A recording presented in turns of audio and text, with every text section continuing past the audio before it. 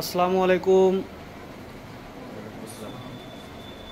আজকে আমি আপনাদেরকে বেলডাঙ্গা দিশারি মিশনের দশম শ্রেণীর ছেলেদের করা একটি প্রজেক্ট আপনাদের সামনে নিয়ে এসেছি। ওরা নিজে হাতে প্রজেক্টটা করেছে।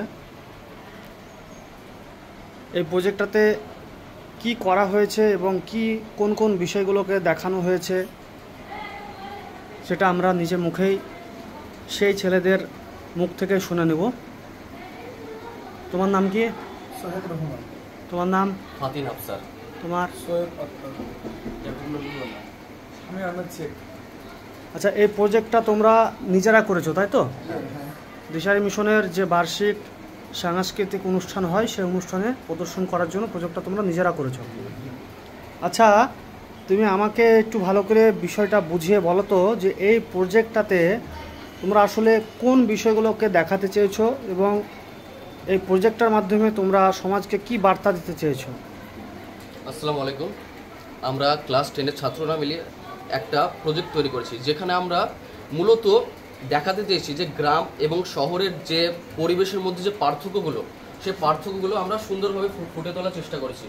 যেমন আপনারা যেমন দেখতে পারবেন যে আমরা শহরের পরিবেশে দুটো কলকারখানা করেছি এবং সেই কলকারখানা থেকে বিভিন্ন বজ্র পদার্থ, যেমন হচ্ছে বায়ু আমাদের বেঁচে থাকার জন্য যে দুটো জিনিস দরকার, এক নম্বর হচ্ছে জল, যে জলটা হলো আমাদের জীবনের অপর একটি নাম, এবং সেই সঙ্গে সঙ্গে এখানে বায়ু দূষণ হচ্ছে এবং বায়ুতে থাকে অক্সিজেন, এবং এই অক্সিজেনটা আমাদের বেঁচে থাকার জন্য খুবই গুরুত্বপূর্ণ, এবং সেই দুটোই এইখানে দূষিত হচ্ছে। ফলে হাত দিয়ে দেখাও কলকারখানা।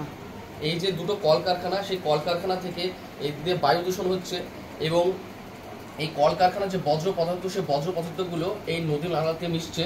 এর ফলে এখানকার মাটিগুলো আলগা হচ্ছে, গাছপালা ধ্বংস হচ্ছে। ফলে সে মানুষের যে বেঁচে থাকার জন্য যে দুটো নিড, সেই দুটো নিড সেটা পূরণ হচ্ছে না।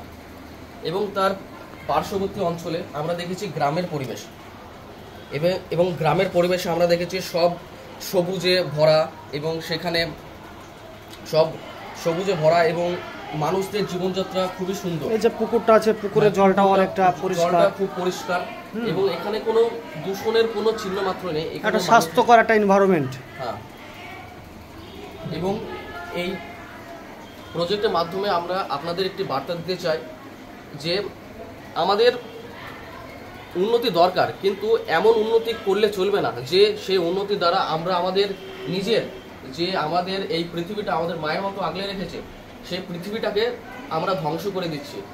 Very good.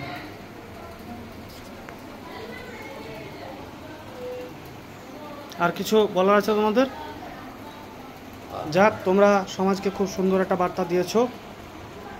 এখানে দুটো ভিন্ন পরিবেশে দুটো ভিন্ন অবস্থানকে দেখানো হয়েছে। খুব সুন্দর তোমরা একটা প্রজেক্ট করেছো।